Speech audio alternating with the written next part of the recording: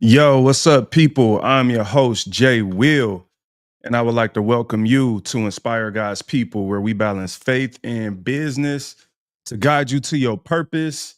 Man, what's up? How y'all been doing? Hopefully, everybody's been doing all right. Life is treating you good. I just want to kick it with y'all today, man, about who do you turn to? Like, when life gets rough, when you get confused, when you down and out, when you are conflicted, you know what I'm saying, with things and how you when you feel differently than you used to feel. As you go through our life, there's always peaks and valleys, ups and downs. And there are sometimes, if we be real, where when things get tough, we allow the wrong people, the wrong voices in our ear. And so, it's a question that I'm going to ask you today, and that's what or who is standing between you and God? We're going to explore this idea today. Hopefully, you're going to walk away feeling encouraged, inspired, and, having the juice that you need to move forward in this life. Thank you so much for joining and listening in. Like, subscribe, all that stuff. If you rock with the podcast, Inspire God's People, doing what we do. So we're going to start off with that simple question. You know, what's standing between you and God? What is standing between you and God? Now, let's first just think about, like, I'm not saying that something is standing between you and God, because maybe you looking at this and you like, fam, I'm good. Like, I have nothing going on. All right, I ain't trying to put that on you. So let's just talk about somebody else. Hypothetically, what could be standing between somebody and God, so that if you ever find yourself in this situation, that you can kind of identify things and maybe prevent, the thing from being a distraction. So starting there, distractions, they come in all shapes and sizes. You feel what I'm saying? And I think in this life, sometimes, if we being honest, we can kind of get comfortable with the distractions to the point that it's something standing between me and God, and I haven't even identified the thing as a distraction, because it's just so much a part of everyday life, whether it be my life or other people's life, that I've kind of accepted and rocked with. You feel what I'm saying? And here's the other thing. This is a big one. Something that could be standing between you and God. Look, is our temptation and our lust. Now, I'm just being real. I don't trust nobody who can admit to themselves that they have some level of temptation in life, some level of lust. It's not always sexual, can be. It can be monetary, could be greed, could be a lot of things. But I don't trust nobody who thinks that they are just above all. Like, oh, I don't struggle in any area. There's nothing that I have to watch out for. I look at recognizing and understanding your temptations and your lust that you deal with in your own life, no different than driving on the freeway and looking at the sign that says a deer ahead, right? Like, the reason the sign says deer ahead, at least has a picture of a deer, right? Assuming you know what that means, is because it's happened before.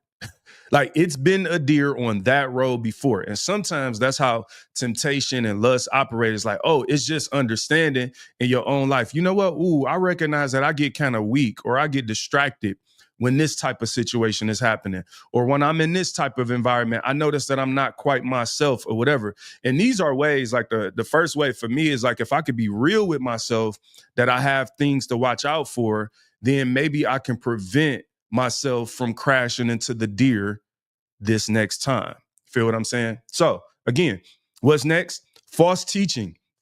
Look, I'm gonna just be real with y'all, man.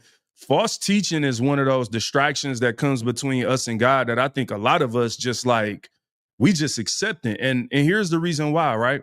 I think we accept it because it's become too difficult for most of us to identify. And so it's like, yo, like, I don't want to be judging everybody. I don't want to call you a wolf or say you a false teacher. So I'm going to just accept everything. And what we do, we say little stuff like this in the world today: your truth. That's your truth. I'm not here to judge you. I don't know where those type of, sayings came from, that kind of talk, but that's just a lie. Your truth can be a lie, bro. Like, so, us adopting all these weird, I think it's about feel good. Like, if I'm being real, if I just sit back and observe, it's like, I think we just start adopting everything that kind of feels good, and we like, yeah, that's the truth. Because it feels better for me to say your truth than your lie, I'ma just say that's your truth, even though it's not the truth. But let's just be real. It's a lot of false teaching out here. And false teaching, I don't just mean biblically. I mean biblically, like people who misuse and abuse the Bible and they don't preach it the right way. So they kind of deliver an incorrect message that can send somebody down the wrong road.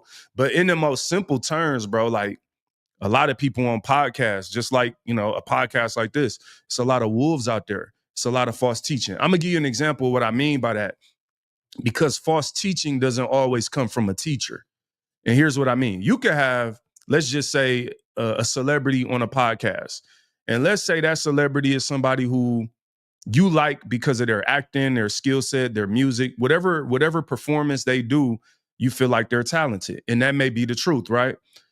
But that doesn't qualify that person to speak on other areas of your life. And I'll see people on podcasts or see a clip come across my phone, somebody share a clip. Let's say this celebrity's talking about relationships, and like they whole message, let's say this person is talking about marriage, and they whole thing is like this negative view of marriage and why you shouldn't get married and why you can't trust nobody and you like, well, yeah, because you've been married 4 times and you are living a life that doesn't align with God, and you're trying to figure out why it doesn't work. And instead of you looking inward and saying, yo, what am I doing wrong? You're basically projecting that outward and saying, yo, if I couldn't get it right, it must mean because ain't nobody right. And then you start discouraging people who may be seeking to be married, or people who may be happily married, or whatever it is. And that's an example to me where we've accepted false teaching, we've accepted distractions. It could be a 30-second clip, bro. It could be a little 30-second clip with one of your favorite celebrities, and they could plant a seed in your mind because it's something that's anti the way that God views, whether it be marriage, relationships, life. This happens in so many areas, right? It could relate to anything. Right now, we just still talking about what are the ways that you could be distracted, because I'm asking a question today: what's standing between you and God? And I think some of us have not sat down and asked ourselves that question. Look, we know that there's something there. We know that something feels off. We know that we don't feel like all the way 100 or into God right now. And all this is so much happening in the world, but we haven't sat down to take account and say like, yo, like let me figure out what is it exactly that's standing between me and God? Because God hasn't gone anywhere. And that's the reason I'm framing the question the way I am is because God is there. And sometimes we are, lying to ourselves and making ourselves think God went away and God, why don't I feel God? You've just drawn further away from him. You've allowed something, we've allowed something to create distance between us and the Lord. And so then we start questioning him, and he like, oh no, I'm right here. You just can't hear me no more. Imagine this. Imagine you are, you and a friend go to the mall or a concert, and y'all start off together, and then a crowd comes between y'all for whatever reason. And as that crowd rushes or comes between y'all, you and this friend are further and further apart, can't hear each other, can't see each other no more. But that friend is still there. Like, you're not gonna tell me that they not there just because you can't see them or hear them or feel them anymore. And that's how God is looking at us sometimes. So here's the last example I give of things that could come in between us and God. Politics. Now, I know this is a tough one. I've really, just in my own personal time, I've thought a lot about politics and religion and faith and the role that politics is playing in the world today. And look, you may not like my perspective on this, but just take it respectfully, because I don't really get into this versus that. I'm independent. I'm on God's side. Like, that's the side I'm worried about. But when I look at the role that politics is playing today, I really feel like politics is replacing religion for a lot of people. And I know that sounds weird maybe to say, and maybe you think I'm wrong, and that's cool. Just hear me out. I'm not saying that I'm, my way or the highway. I know everything. Look, challenge me. That's okay. But for me, I think about the role that religion and faith used to play for people, is especially Christians. in America particularly, was like, it was a moral compass. It was something that guided the other behaviors in my life, right? It guided my lifestyle at home. And don't take this to mean, this is where we become extremists. Don't be extreme. Don't take this to mean that I think we were ever perfect. That's not what I'm trying to say. I'm not trying to say that a Christian is perfect or that I've walked perfectly or anything. That's not what I'm saying. But what I'm saying is that when you have something as a moral compass, like Christianity in Christ, something that is perfect, something that does represent righteousness, then it becomes that North Star, that thing that you are striving for every day. It's the reason you didn't cuss somebody out yesterday. It's the reason you didn't slap your coworker, is because you had a moral compass that was rooted in Christ. It's also the reason you didn't lose your mind. Like, a lot of us, when we pray or we give our back, and I know we used to give testimony services when I was younger. It's like, thank you, God, for blessing me to be in my right mind. I'm like, hey, y'all, some of us, I don't know, before you pray that prayer, before you get that testimony, you might want to make sure you're in your right mind, buddy.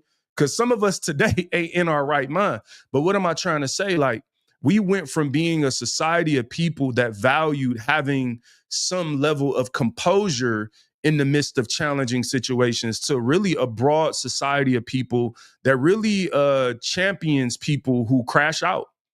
I can't tell you the number of times on social media, especially as it relates to politics, that people applaud someone for literally just losing their mind.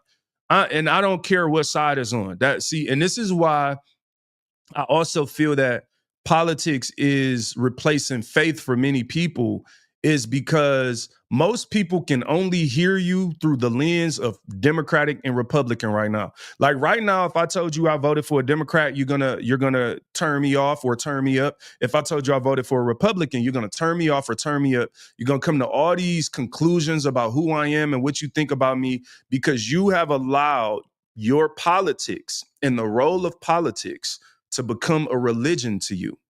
And that, to me, regardless of what side of the aisle you're on, I think that's a very dangerous place to be, because I am a believer that Christ is my compass. Christ is the guide. That's my foundation. That's the point that in which I start filtering through opinions about all these other things that happen in life through politics, whether it be social, financial, economic, whatever it is. It doesn't matter to me. There is no instance to me where Christ takes the back seat. There is no instance, in my opinion, where I say put God aside because we got to solve this issue over here. I'm a believer that when you are a Christian, a follower of Christ, that Christ is the core foundation of your belief system, of your decisions, and your moral compass. And I believe in the world today that Christians, I'm speaking to Christians in particular, we've allowed politics to come in between us and God, to the point that we first make sure something agrees with our politics, and then we'll consider our faith.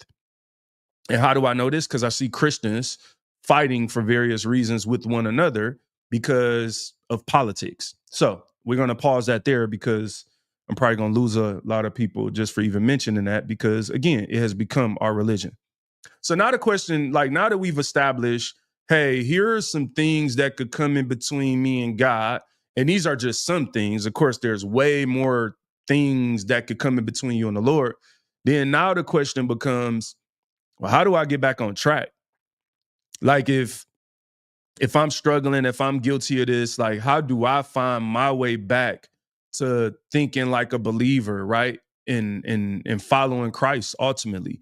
And I think the first thing is refocusing on the word and on purpose. And I know that may sound kind of generic, but it's no different than a camera. If I allow this camera to be out of focus, you won't see me as clearly, and it might throw you off, right? Be a little blurry. Like, you ever see somebody, man, blurry pictures? Like, you ever get somebody a phone, you ask them to take a picture, and then you get the phone back and you look and you let them walk away like, oh yeah, look great. And you go right to delete the picture because you like, bro, I don't know what you was looking at, but that's blurry and I'm not using it. And that's kind of how it is sometimes. It's like, yo, a lot of us are living in like, our life is a blurry picture. Like, we don't know what's going on. We can't really tell. We just following whoever, whatever, whyever, whoever, however. just made it. I'm sure at least one of those wasn't a word that I just said. But what's my point? We need to refocus. And sometimes to refocus, it means standing still. I notice a lot of times with the enemy, he wants to keep you on the go, and that's how he keeps you distracted. Some people who just can never sit still, that is sometimes a sign of somebody who is like, bro, like you really need to settle, focus, and hear what God is saying. Because it's really hard to be focused when you're all over the place, right? And so look, refocusing. I want us to remember that input influences output.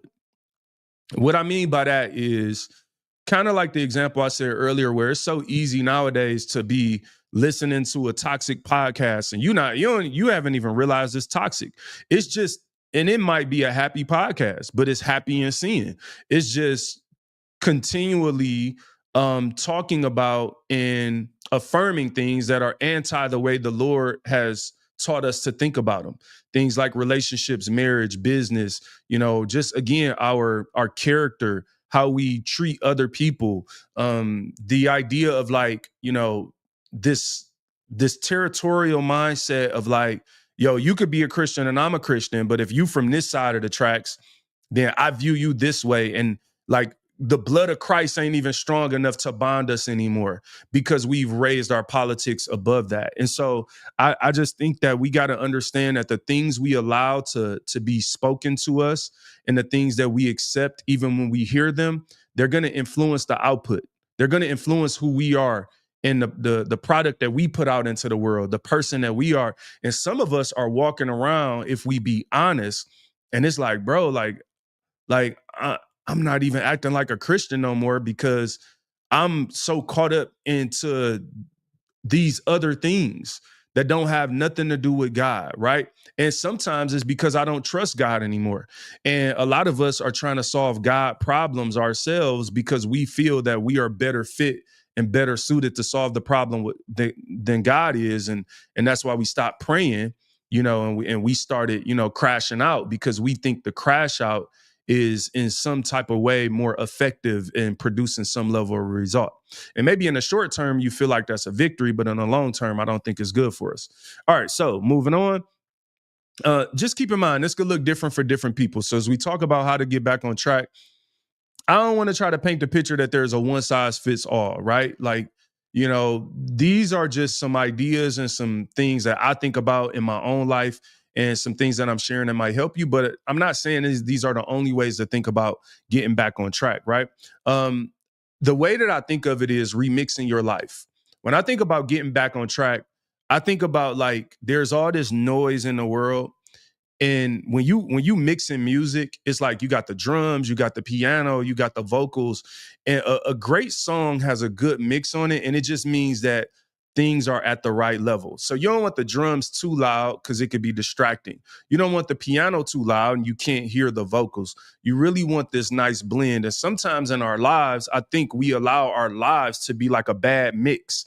Like we allowing these voices over here to be so loud, and we've turned down the voice of God. We've turned down the influence of the Bible and our faith, and we've turned up the influence of the world. And we just need a remix. Like we just need a proper mix. You get what I'm saying? So it might mean going in there and looking at your own life and saying, yo, I need to turn down some of these distractions. What can that look like? That might look like, hey, you know what? I've allowed myself to start scrolling Instagram first thing in the morning for 35 minutes every day. And that's a lot of distractions. That is a lot of distractions. 5 minutes in scrolling social media, and you could just be subject to all type of craziness. So what's the point I'm making? In that scenario, a person might say, you know what? The Lord is leading me to turn down the volume of Instagram in my life. And maybe I need to limit myself to, instead of 35 minutes first thing in the morning, I need to limit myself to 35 minutes a day. And some people might say, I might need to get off here for a week or 2 days or whatever. Look, it's no one size fits all. That's for you and God, you to take to the Lord to figure out. But here's what I do know. I do know that there's so many voices out here today that if you're not remixing, if you're not even sitting down to consider what voices am I allowing to ring loud in my life, that you might be acting a certain way and may not even know it.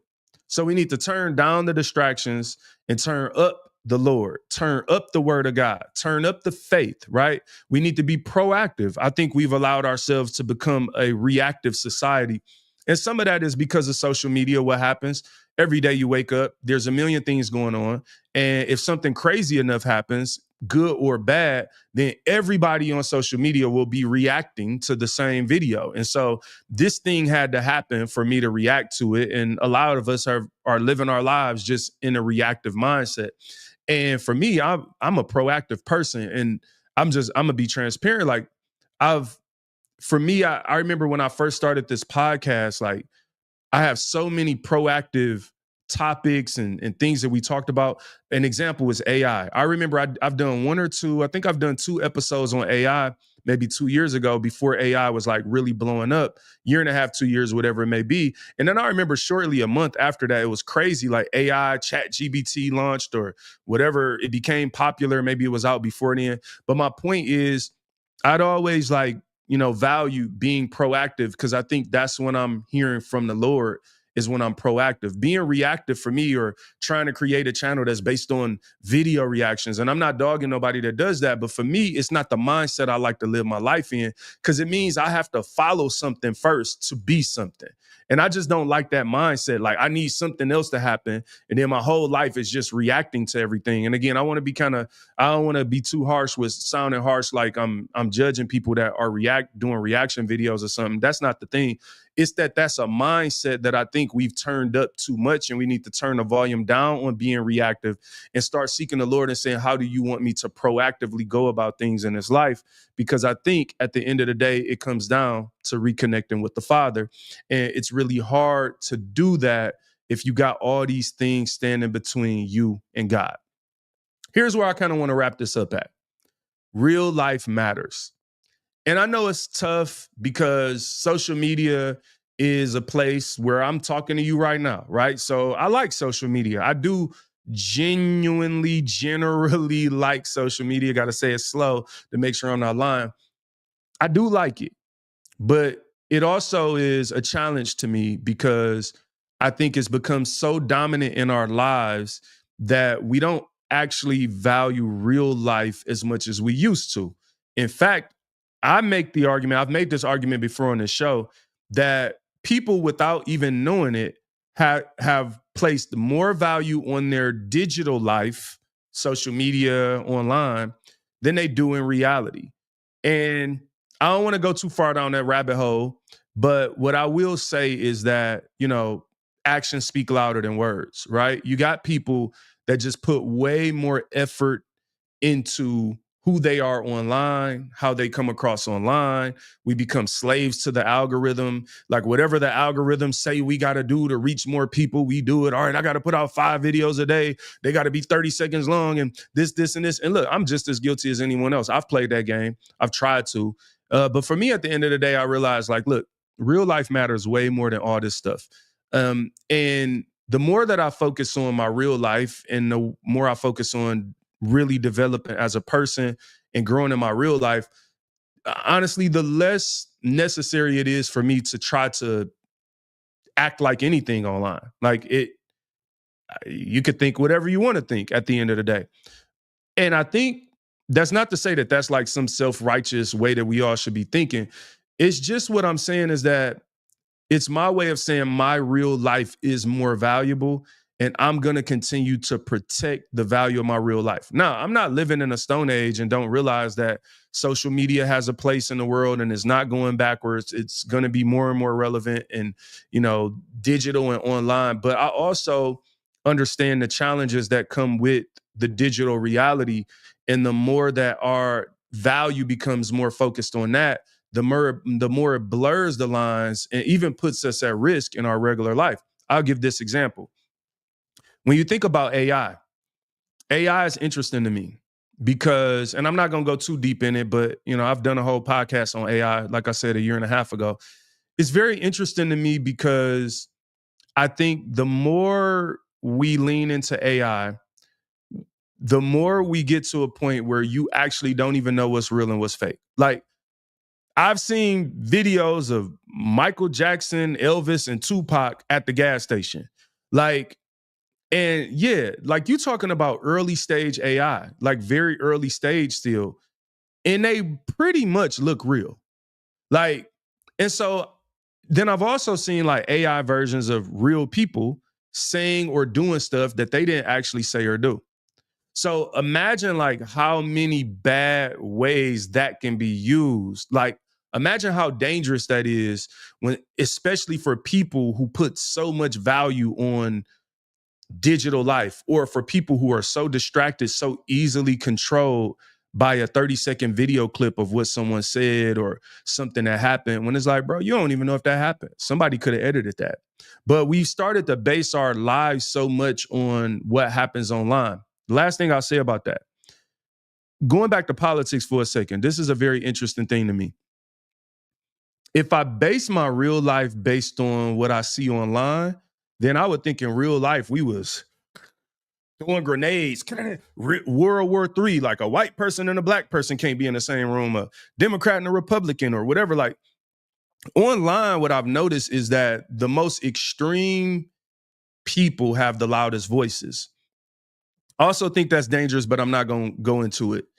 But if you just go out and live in real life, you'll realize like, oh, you could be white and black, or you could be Asian and Indian, or Democrat, Republican, Christian and Hindu, and be in a room together and be super pleasant and have zero tension, like none at all. When you go out, I travel quite a bit. You go out and you live in the world and you travel and you realize like there's a lot of cool people in the world, like regardless of all these little categories that we all want to act like we perfectly fit in, when basically everybody's lying and fronting because nobody fits perfectly in them.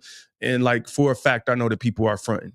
So at least I can't say that like everybody's fronting. I shouldn't say that like a fact, but that's how I feel. I feel strongly, and I do know for a fact that at least some people are fronting and playing a role online. Even politicians, they play roles to get things done, but these people don't really believe some of the stuff they say on either side. And we allow that stuff to be so much of our reality that me and you gonna fight each other over something that some person that we don't even know said to some other person we don't know online, or on a video, or on CNN or Fox News. Bro, I'm not about to fight you because of what they said. Like it doesn't actually make sense. And last thing I'm gonna end with there is that one of the most beautiful things about being a follower of Jesus to me is that he doesn't force you to follow him. You have to accept what he gave, the gift he gave, but he doesn't force you to.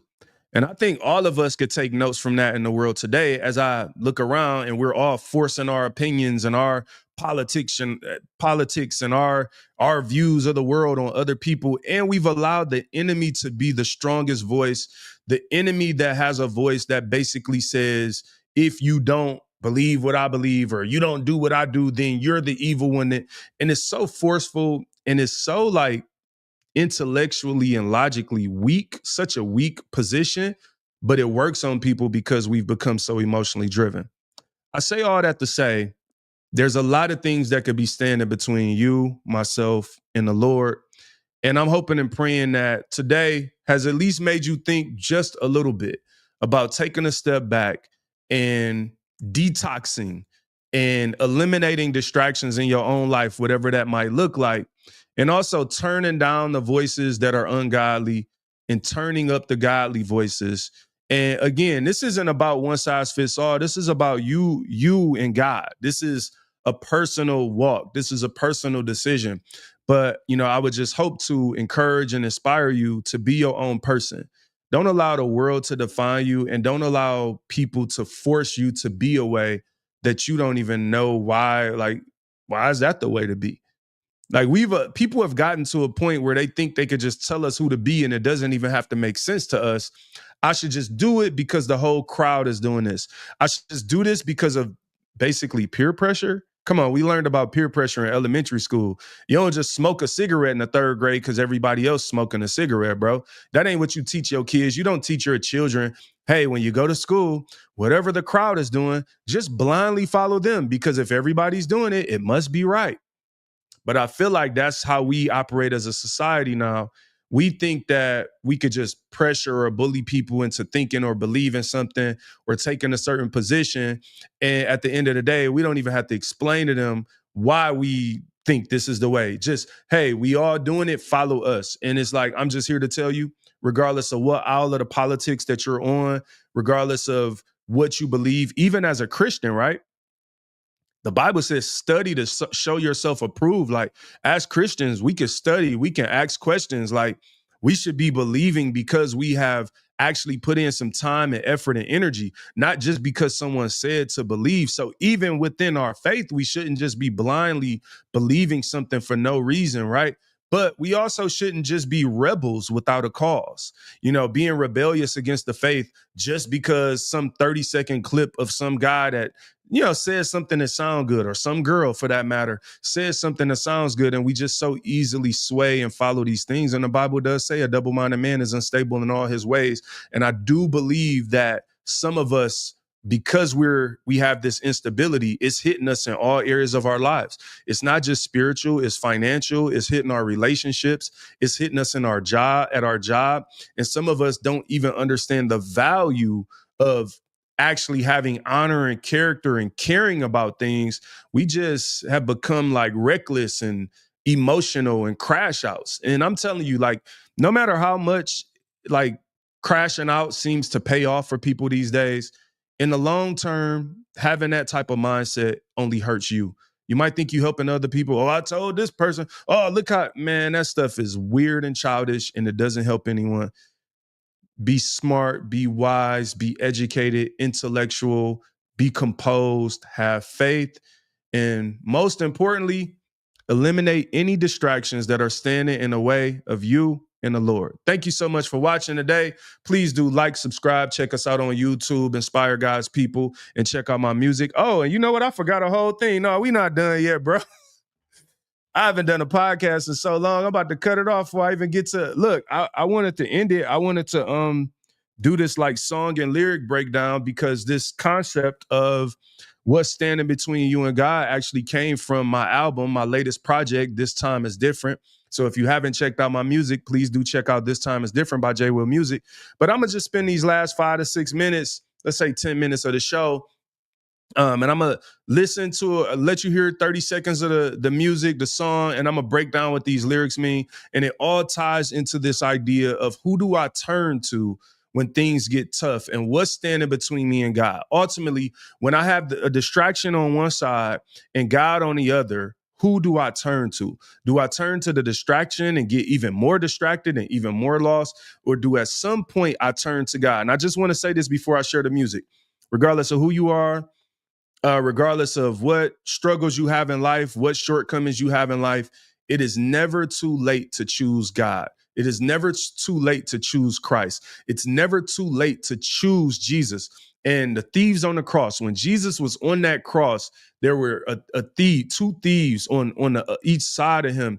And I think the dynamic and the perspective of like, one decides to choose Christ right there at the end, and one doesn't. And when you think about that dynamic and the importance of that, just that little situation, that's not something that we like talk about a lot.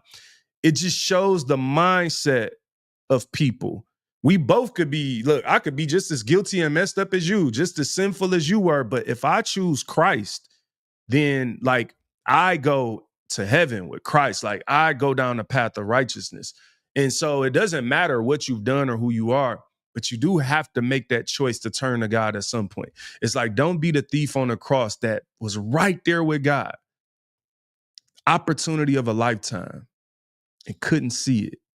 Like, you know how many times some of us like are just, we had a victim mentality and we blame everything on everything in the world for what's happening to us. But sometimes it's like, bro, you ever think about how many times you had the opportunity of a lifetime and you were standing right there and just didn't accept it, just didn't see it? So sometimes we have to open our eyes, right? All right, so let's let me share a little bit of this. Let's go. Share the screen. Rock with this. Thank you for listening so far. All right, what we got? How I want to share this. Let's share it like this. All right. So this song is called Turn To. and it is featuring my brother Darius James and the kids. I say the kids because it's Darius kids and then my niece Tatum. So my nieces and nephew, we got Zoe, Zion, DJ, and Tatum on this song called Turn To, and Darius James, my brother, is on the hook. Let's rock with it. I'm gonna pause and talk about it, I guess, or whatever. But let's kind of listen to this and see what time it is. You're telling me to get a lot of girls, but won't teach me how to treat one. Calling me a man, but won't teach me how to be one. They taught me how to act like a saint, but won't teach me how to live like one. You're the one I turn to, turn to, turn to. You're the one that I've been, you're the one I live for, live for, live for. You're the one I turn to, turn to, turn to.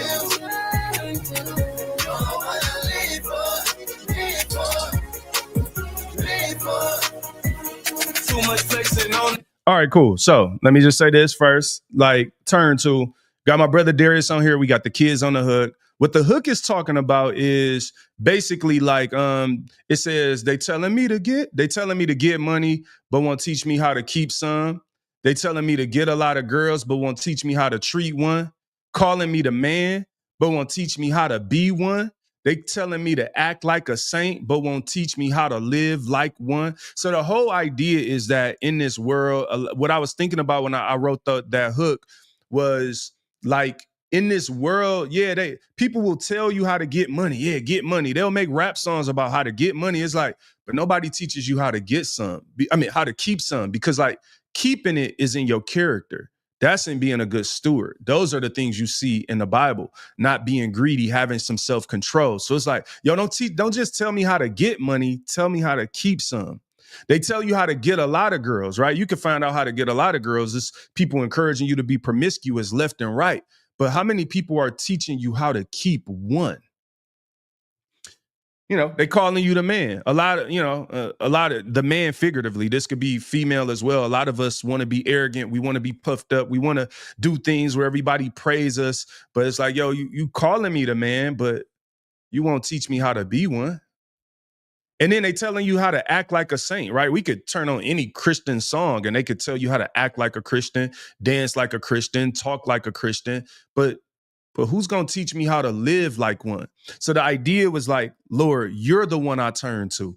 And this song is really about this idea of eliminating the distractions in my life and the voices and all the information around me, and saying Lord, I'm going to turn to you. And in this world today where so many people are turning away from you, and I'm not saying everybody, it's a lot of people turning to God. It's not just me. I'm just sharing the song. I'm gonna turn to you though. Yeah, all right, let's go back. Let's listen a little. The internet, I ain't into that. Wasting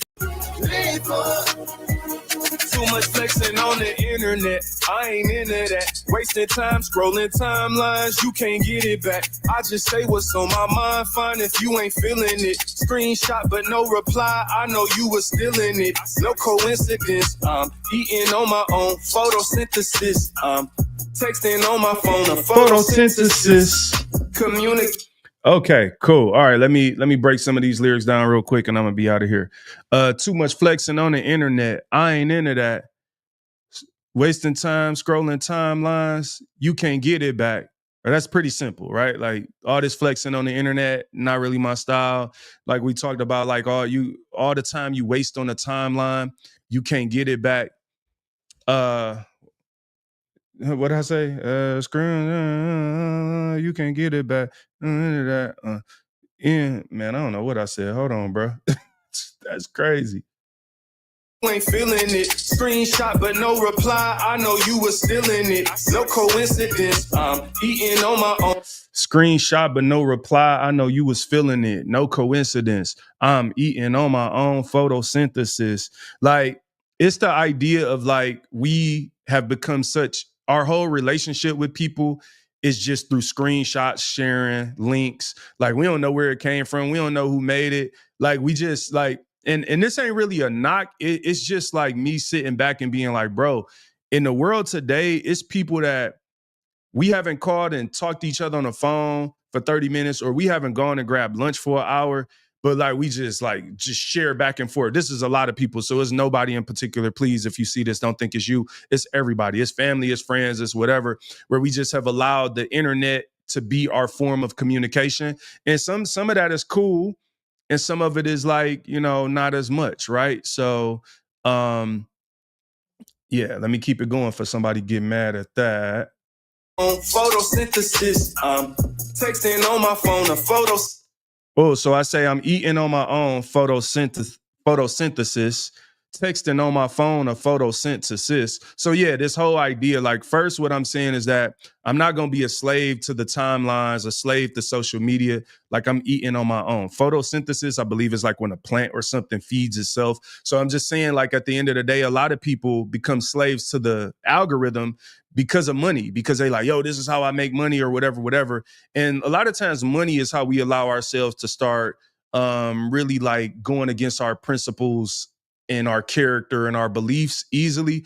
And so I'm just saying, like, yo, I'm eating on my own. Like, that just means like I am not gonna allow myself to be a slave to something. I know how to produce finances. I know how to produce things to feed my family, right? And then texting on my phone a photosynthesis, it's like, yo, like that's this whole idea of like a metaphor around like these memes and how we communicate, and also like photosynthesis. Anyway, all right, so let me not get boring with the breakdown of lyrics. I love breaking down lyrics. I'm sorry. Synthesis, communicating through these memes like a love language. You send, I send, we save it. Don't even know who made it. If we don't talk no more, who fault is that? If you miss my call and never call me back, let's never lose touch. If you go offline, you still exist to me. Family is more than just a pic you see online. Okay, I got to say this, right? So it's this idea of like we become so accustomed to communicating through memes and things like that. What I'm really trying to say is like, yo, like if you haven't heard from me and I haven't heard from you, like, I still care about you. Like, I care about you in real life. Don't let our only form of communication be social media. And then it's like, we haven't heard from each other. You get what I'm saying? It's like, you matter to me. Hopefully I matter to you more than just become like an AI robot that you just send a meme to and you never even ask how my day was. Or I seen you memes and jokes all day. And it's like, bro, I haven't even like said happy birthday for real or like done something more meaningful. It's about the need for real relationships in the world, and like also not allowing our relationship with God to become just this digital reenactment of how we've allowed ourselves to become with people. And like and share and comment on it. If you don't know me in real life, then you don't know me. I don't say this to be rude. I mean, this is all cool. I just can't do what they do and remain true. Telling me to get money, but won't teach me how to keep some. They telling me to get a lot of girls, but won't teach me how to treat one. Yeah. Calling me the man. All right, let's go to the second verse. But won't teach me how to be. Let's see what I'm talking about.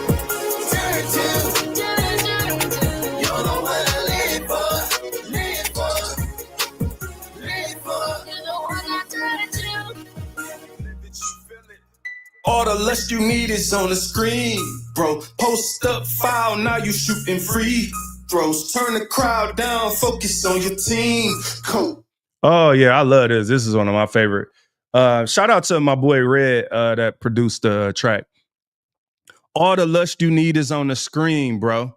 Okay, this is where you got to follow me because we talking about social media and basketball at the same time. People who know me know I love basketball. That was my first love. So sometimes for no reason, I will have a basketball entendre in my music. So on one hand, it's like all the lust you need is on the screen, bro. So you on your phone, you scrolling social media. All right. But then it starts with like screen, bro, like set a screen, right? We're talking about eliminating distractions. So if If you hooping and the enemy, the op is playing defense on you, then your brother, your teammate comes and sets a screen to get that off you. All right. All the lust you need is on the screen, bro. Post up, foul. Now you shooting free throws. Okay. Social media breakdown. Post a file is posting a picture. Post up a picture, free throws, take your shots, people taking shots in the DM, right? So shoot your shot, whatever. So post up file, now you shooting free throws. So remember, this started off with the enemy playing defense, the enemy, all the lust you need is on the screen, bro. On that post up file, now you shooting free throws. So basketball breakdown, post up, file. You set a screen, post up, get the rock, foul. Now you shooting free throws. Woo! Okay. I love doing this. I know y'all don't care, but I love it. Post up, foul. Now you shooting free throws. What'd I say? Hold on. All the lust you need is on the screen, bro. Post up, foul. Now you shooting free throws. Turn the crowd down, focus on your team. Coach, all I see is all eyes on me. Okay. Turn the crowd down, focus on your team. When you're shooting free throws in basketball, right? That's when it's a distraction. If you away, they making noise. It's like turn the crowd down, focus on your team. So the entendre there from the other way is like, okay, you online, you scrolling, they posting files, they cute. Oh, don't shoot up. Turn the crowd down. All that noise, all them people, turn that down. Focus on your team, your relationship, your marriage, your life.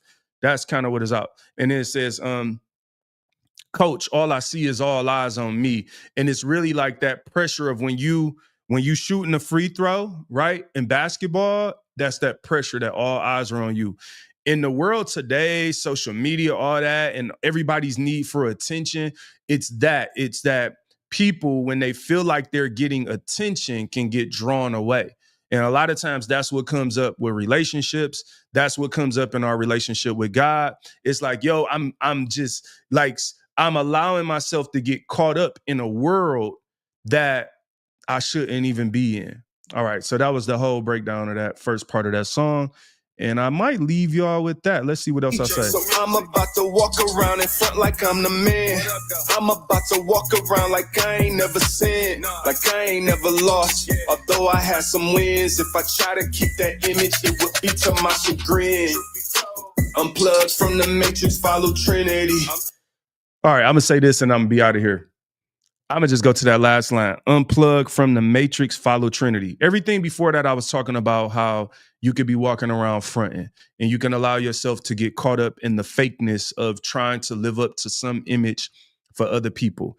And then ultimately it's like unplug from the matrix, follow Trinity. The matrix is the social media that we were talking about. It's like unplug from that and follow God. And then in the movie, The Matrix, right? There are times that Neo unplugged when they come from the Matrix. Trinity was his girl, and that's who he was following because she was also kind of like his trainer or his lead when they started off. So it's like unplug from the Matrix, follow Trinity, talking about following Christ and getting away from all these distractions, but also just throwing in what was one of my favorite movies at one time, in The Matrix. So hopefully you've enjoyed this episode. Hopefully you will go and listen to my album, This Time Is Different by J. Will Music. And maybe now you will have a deeper appreciation for the song Turn To.